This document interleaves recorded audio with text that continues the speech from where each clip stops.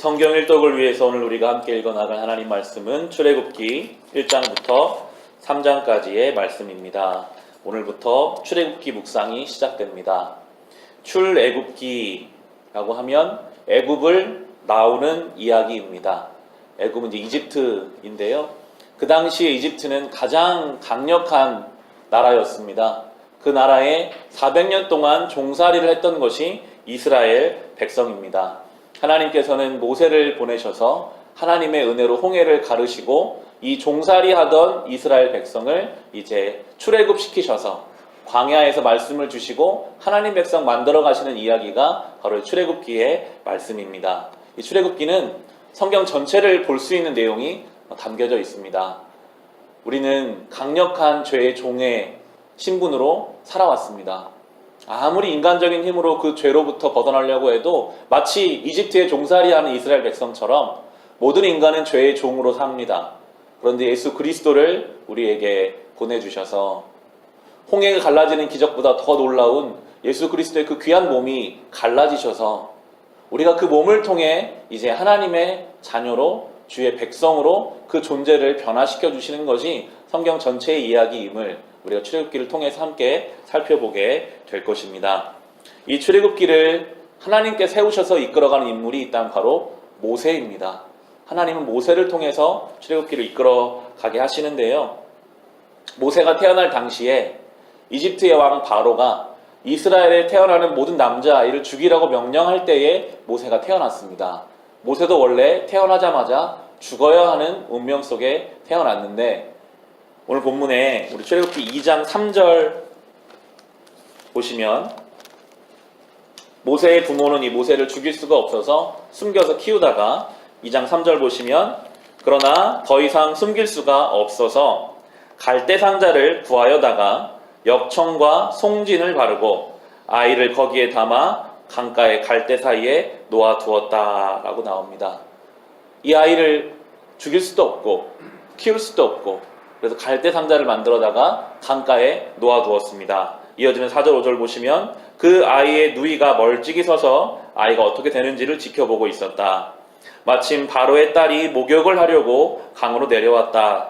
시녀들이 강가를 거닐고 있을 때에 공주가 갈대 숲속에 있는 상자를 보고 시녀 한 명을 보내서 그것을 가져오게 하였다라고 나옵니다.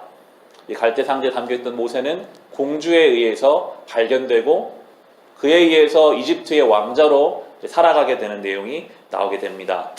이 모세가 담겨 있었던 이 갈대 상자를 성경은 히브리어 원문을 보면 테바라는 단어를 씁니다. 이 테바라는 단어는 똑같이 쓰이는 것이 바로 창세기에 나오는 노아의 방주에 쓰이는 단어가 바로 이 테바입니다. 노아의 방주는 엄청나게 크죠. 동물들이 들어갈 만큼 큰 그런 노아의 방주도 테바, 이 작은 아이가 담길 만한 작은 갈대 상자도 테바라고 성경이 부르는 이유는 크기가 중요한 것이 아니라 이 테바의 특징은 동력이 없습니다. 그냥 흘러가는 대로, 인도하는 대로, 이끄시는 대로 흘러가는 것이 바로 이 테바의 특징입니다. 하나님께서는 노아의 방주도 그렇고 이 모세의 갈대 상자도 그렇고 하나님께서 이끌어 가실 것을 보여주고 계십니다. 모세가 대단해서 하나님이 쓰시는 것이 아니라 원래는 죽었어야 할 인생을 하나님이 그때의 공주를 나오게 해서 그 공주의 손을 통해 이집트의 왕자로 40년 동안 모세를 살게 하시고 오늘 본문을 묵상해 보시면 나오겠지만 40살이 돼서 자기 힘으로 뭔가 할 수 있을 줄 알았을 때는 사람을 죽이고 도망가서 미디안 광야에서 또 80살까지 도망자로 살인자로 살아가게 되고 전혀 생각하지 않은 인생으로 하나님이 계속 이끌어 가세요.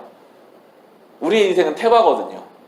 우리가 어디로 노를 지어서 가보려고 해도 하나님이 물길을 바꾸시면 이쪽으로 가야 하고요. 전혀 생각하지 않은 또 하나님의 산 호렙에서 하나님 만나서 이스라엘을 구원하는 구원자로 보내실 때 또 가게 되는 것이 우리의 인생임을 하나님이 이 노아의 방주를 통해서 그리고 모세의 갈대 상자를 통해서 우리에게 말씀해 주고 계십니다. 80살이 된 인생의 절반은 왕자로 살았고 절반은 도망자로 살았던 이제는 노인이 된 하나님의 사람 모세가 80살이 되어서 호렙산에서 하나님 만나는 장면이 바로 3장에 나오게 됩니다. 3장 1절 2절을 보시면 모세는 미디안 제사장인 그의 장인 이드로의 양떼를 치는 목자가 되었다. 그가 양떼를 몰고 광야를 지나서 하나님의 산 호렙으로 갔을 때에 거기에서 주님의 천사가 떨기 가운데서 이는 불꽃으로 그에게 나타났다. 그가 보니 떨기에 불이 붙는데도 그 떨기가 타서 없어지지 않았다 라고 나오고요. 이어지는 5절 보시면 하나님이 말씀하셨다. 이리로 가까이 오지 말아라. 내가 서 있는 곳은 거룩한 땅이니 너는 신을 벗어라 라고 말씀하십니다. 모세가 언제 어떻게 하나님을 만났는가? 거룩한 장소인 하나님의 산 호렙에 가서 하나님을 만납니다. 그리고 말씀 가운데 하나님을 만납니다. 거룩한 곳에서 하나님의 거룩한 말씀을 들으면 그때의 그 인생이 새로운 방향을 만나게 됩니다. 하나님이 가장 먼저 하신 말씀은 여기는 거룩한 곳이니 너의 신을 벗어라. 여태껏 살아온 너의 인생의 발걸음을 이제는 거기 벗어두고 이제는 하나님이 원하시는 방향으로 살아가는 인생이 되라라고 말씀하시면서 모세를 향한 계획을 쭉 말씀하세요. 이제 너를 보내서 어떻게 내가 구원할 것이다 라고 이제 하나님이 원하시는 인생 걸음을 걸어가라 라고 말씀하시는 내용이 이 3장에 나오게 됩니다.